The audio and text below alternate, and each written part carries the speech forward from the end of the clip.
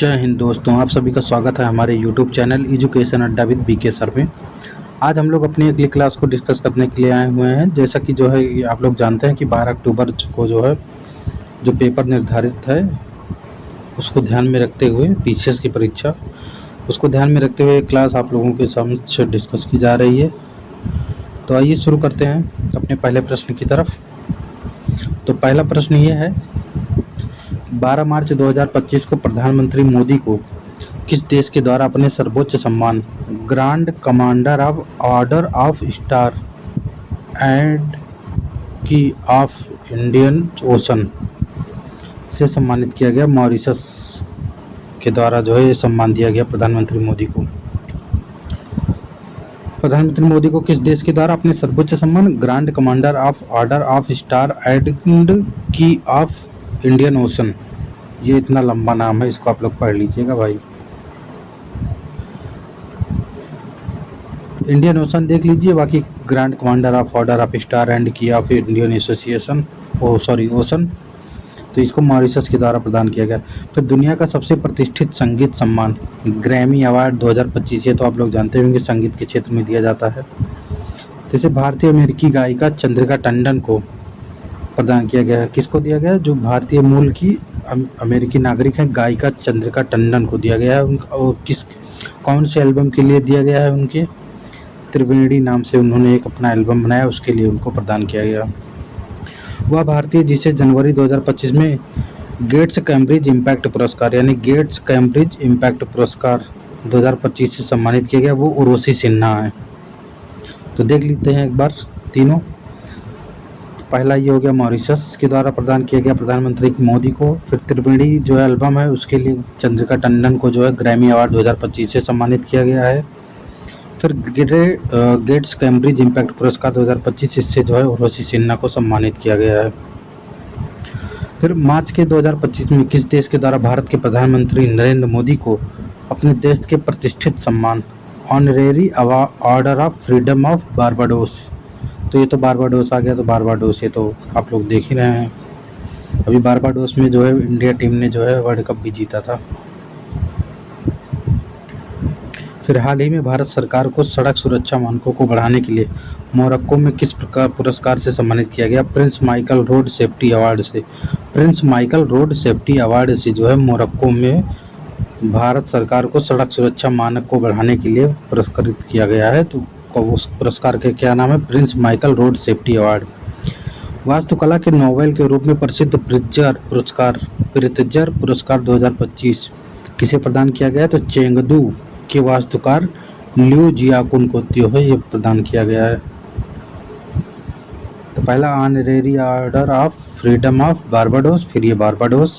फिर Prince Michael road safety award प्रदान किया गया है मोरक्को के द्वारा भारत सरकार को सड़क सुरक्षा मानक को बढ़ाने के लिए। फिर चेंगदू के वास्तुकार लिu जियाकुन को जो है प्रित्जर पुरस्कार 2025 प्रदान किया गया है।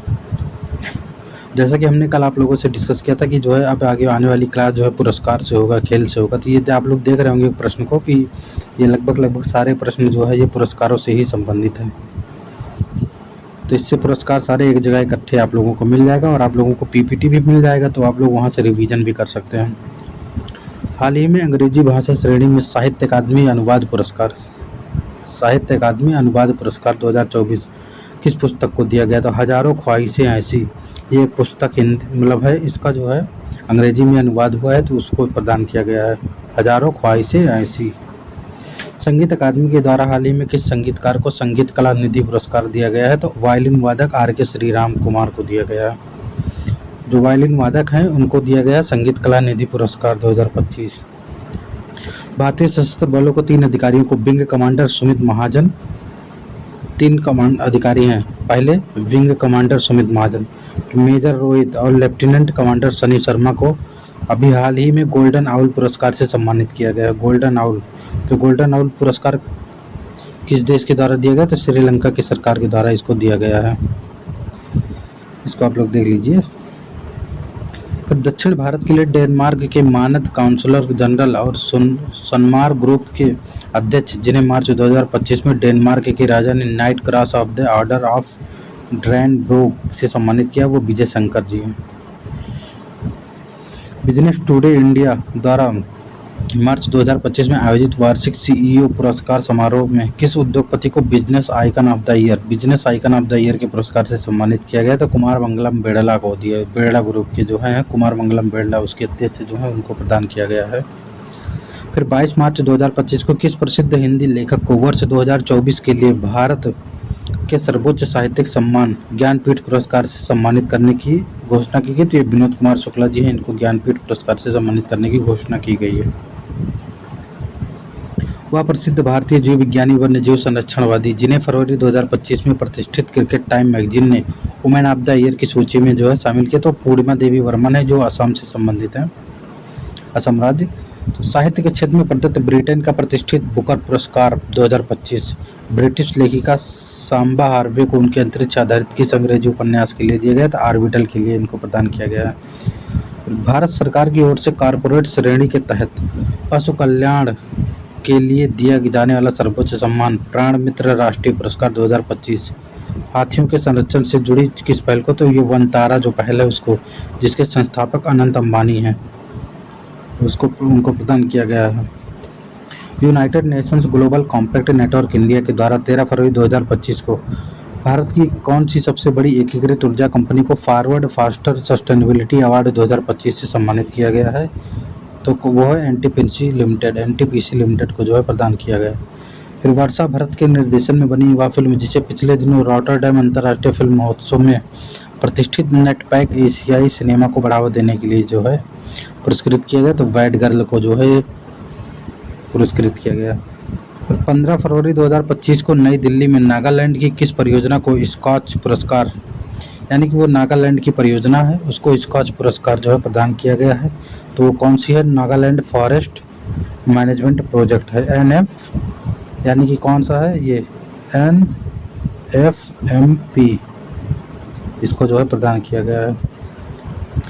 मार्च 2025 को लॉस एंजल्स में आयोजित 97वें एकेडमी ऑस्कर अवार्ड समारोह में सर्वश्रेष्ठ फिल्म सहित सर्वाधिक 5 पुरस्कार किस फिल्म को मिला है? यानी अनोरा फिल्म को तो ये पुरस्कार मिला है, उसके साथ साथ 5 पुरस्कार मिला है इसको सर्वश्रेष्ठ फिल्म सहित। हिंदी की लेखिका सूर्यबाला को उनके किस उपन्यास के लिए 2024 के व्यास पुरस्कार से सम्मानित किया गया है? तो वो कौन देश को वासी वेणु की डायरी, ये उसका बुक का नाम है, कौन देश को वासी वेणु की डायरी। हिंदी भाषा के लिए गगन गिल को उनके किस कविता संग्रह के लिए वर्ष 2024 का साहित्य अकादमी पुरस्कार से सम्मानित किया गया कि? तो उनके साहित्य, उसका नाम क्या है? मैं जब तक आई बाहर।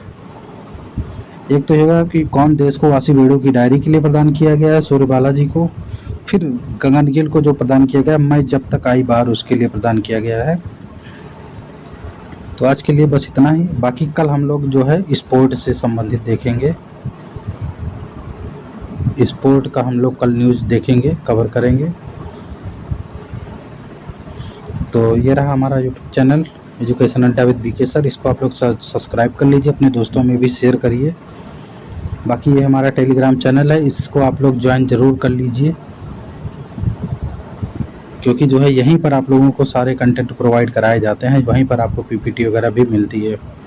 बाकी लिंक वगैरह हम अपना डिस्क्रिप्शन बॉक्स में दे देंगे, टेलीग्राम का, व्हाट्सएप ग्रुप का कॉन्टैक्ट नंबर भी वहीं पर प्रोवाइड कर दिया जाता है डिस्क्रिप्शन में इस वीडियो की, तो आप लोग ज्वाइन कर लीजिए। बाकी 12 अक्टूबर की तैयारी आप लोगों की कैसी चल रही है ये भी आप लोग अपना कमेंट बॉक्स में बताइएगा। आज के लिए इतना ही, बस, धन्यवाद।